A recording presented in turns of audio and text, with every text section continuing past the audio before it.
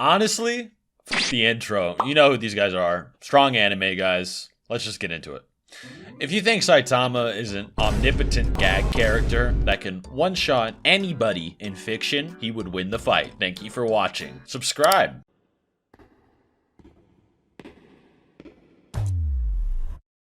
Are they gone? Okay. First things first. Before we begin this video, I would like to tell you about something, and that is Opera GX. If you haven't heard of Opera GX, it is a web browser that is fast and secure. First thing I see when opening Opera GX, it has a speed dial in which you can go to your favorite useful websites in just one click. No other browser allows you to customize your experience as much as Opera GX does. As soon as you boot it up, you also get the options to customize your browser right from the jump, and also Opera mentioned that you could even get your own anime wallpapers, like how I have this Naruto one. We also have something that is super convenient for literally no reason, which is being able to make your tab pop out, which may seem minor, but it is just so helpful if you want to watch something while playing a game or working or studying, etc. It's really simple. While watching, just click the button on the left marked with the red circle on the photo, and the windowed version of the video will follow you in each open tab. Now, not only do you have video watching, but also listening to music with GX Player, you can log into Spotify, Apple Music, and YouTube Music directly from the sidebar at Opera GX. Now, you may be a bit against using a new browser, but don't worry, Opera allows you to transfer your previous browser and everything that you need, and guess what? If you enjoy my videos, Opera has given you an exclusive feature where you can see my last 12 videos uploaded in the GX corner. Head down to the link in the description or pinned comment to download Opera GX for free. Enjoy.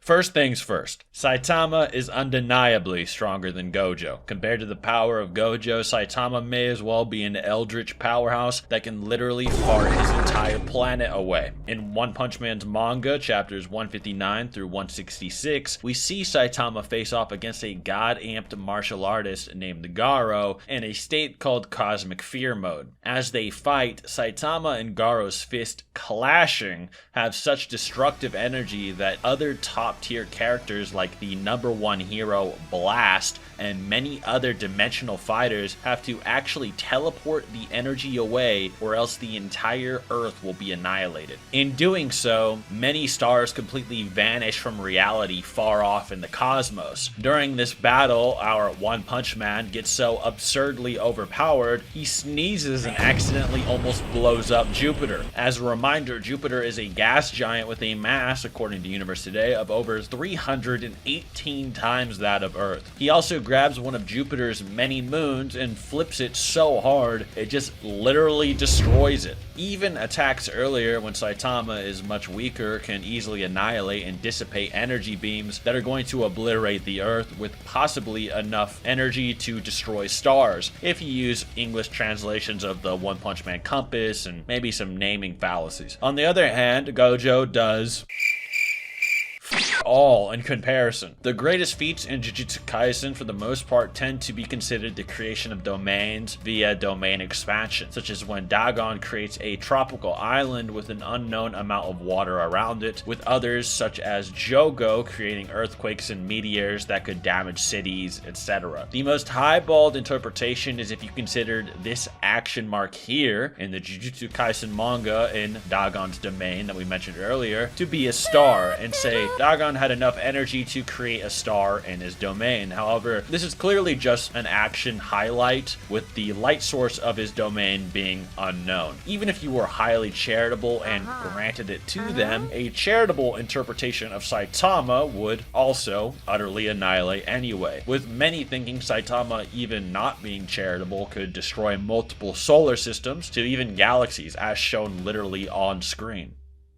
Let alone an island and a giant light bulb, star. Even if you say Gojo scales above Hikari's jackpot, which gives him infinite cursed energy, you can interpret this in many different ways, with there being arguably more statements and translations of Saitama having limitless or infinite power than Jujutsu Kaisen. Said maybe Gojo having a technique actually just literally called limitless and infinite, whatever. The Hikari situation could just sort of be similar to the androids from Dragon Ball, where they have infinite ki and energy, but it more so converts into stamina, as in they can spam their abilities endlessly without getting tired, rather than creating infinitely powerful attacks. Infinite can also just mean very great. But anyway, Saitama is a lot stronger than Gojo, but as we all know, and as I went over in great detail in Kakashi vs. Gojo, which I recommend by the way, Gojo is not about physical strength and cross-verse battles. The real battle is what Gojo can do with his energy and his techniques against this absolute power of Saitama.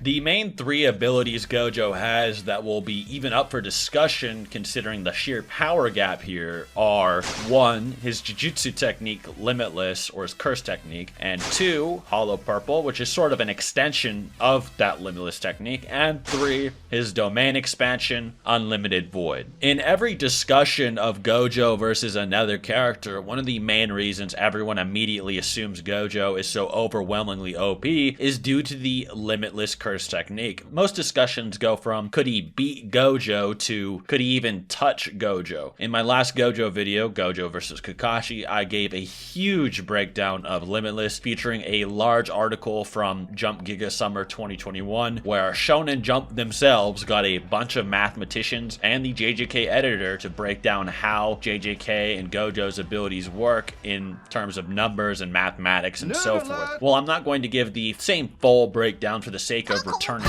viewers. To sum it up, Gojo uses mathematics to create diverging numbers and distances between his opponent given a distance, and brings a universal concept known as infinity in between any two distances he desires, or at least up to a certain point. This makes it so that even a seemingly finite distance could have infinite points that some would have to traverse, which is brought up as Zeno's paradox. It would also function by rearranging points or numbers within a distance to make the distance ultimately different. Basically, he creates a space between he and his opponent that slows them and eventually stops them from ever reaching his body. In Jujutsu Kaisen 0, a character named Miguel explains red as a property of Limitless, or an extension of it, which is Gojo's ability to manipulate cursed energy on an atomic level to manipulate space, with the subbed movie of this actually stating it manipulates its space-time on an atomic level. This would also apply to purple, as purple is the combination of his red and blue curse techniques. Purple is described as creating a negative equation or hollow equation that basically creates an impossibility that removes whatever it touches. If purple works using Limitless, which is heavily implied, then it too would do this on an atomic to space-time level depending on what you would use. Now, the movie does say space-time, however, one important detail is that it also still says on an atomic level.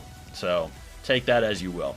Meaning if Saitama doesn't have resistance to at least atomic level attacks or attacks that affect space-time, it may erase him. This is why when I brought it up as ultimately something that may matter, as Saitama is the type to honestly just stand and tank attacks from opponents he thinks are weak very often. Now, he doesn't always do this, but you have to admit it's very in character for him to do that. And Gojo's physical strength is not impressing Saitama in any way, meaning it is a good possibility Saitama may try to punch it away or just tank it like he does many other things. So could he survive things that attack him on an atomic level? Yeah. Pretty easily, actually. Even characters like Atomic Samurai, a very powerful S-class hero within One Punch Man, can slash so clean it cuts on an atomic level, hence his name. And Atomic Samurai couldn't do a thing to Monster Garo in the webcomic, who, I'm not even joking, catches his atomic slash with 2 fingers and snaps the blade in half. The guidebooks then go into detail about Atomic Samurai being able to cut on an atomic level as well. However, these guidebooks are more for the manga, I guess, and this scene isn't in the manga, which is a bit different than the webcomic, but the webcomic doesn't really have a whole lot of information about it in guide form, so I'd say it's pretty reasonable to assume that is the intent of Atomic Samurai. One further thing that the guide says is that he's called Atomic Samurai literally due to his ability to attack with nuclear level strength and to slash on an atomic level. So if that's the whole point of his name, it would probably apply to the webcomic and Saitama as well. Saitama, even before getting serious, could handle Monster Garo pretty casually, so yeah, an attack that works on an atomic level I doubt is enough to just ignore his durability and just instantly kill him or something. This would only be for base normal Saitama as well, as he actually gets stronger, as many of you are aware of, in his fight against Cosmic Fear Garo, and in a few redraws of the One Punch Man manga. In his fight against Cosmic Fear Garo, he's able to pretty much kick away Garo's hyperspace portals, which are him literally just ripping open space and making portals in it via hyperspace, which is a space of more than 3 dimensions on Google. If you believe that time is the 4th dimension in question here, then he is manipulating more than obviously space-time. But if you believe it's talking about physical dimensions, then Garo may be opening up a level of reality Gojo couldn't even comprehend or perceive, and Saitama sort of just kicks them away. Garo also believes that he really can't do anything to Saitama at a certain point, and doesn't even consider opening up, say, a portal on Saitama's body like a Kakashi Kamui as a win con or anything that is possible after seeing him just kick one away. Saitama in the One Punch Man manga redraws is also introduced to a character named Phoenix Man, who is facing a high-level hero named Child Emperor. But the twist to this is they were fighting in another dimension, more specifically a spiritual dimension or an alternate space. Saitama just sort of punches into it. Yeah, I don't know. Not only that, but he could actually hear them while they were inside of another dimension somehow. He's just different. Later on, we see Saitama, with some coaching from Garo, learn how to rewind the very particles that make up time in the universe to rewind time. So I'm going to be straight up 100% honest. Saitama probably could just stand there and tank Hollow Purple. Not only does he have arguable space-time feats or higher, but Gojo compared to Saitama in power is just non-existent on top of that. Gojo would be lucky if Saitama doesn't blink so hard, Hollow Purple just flies back into him like some Jiren versus Goku Spirit Bomb situation.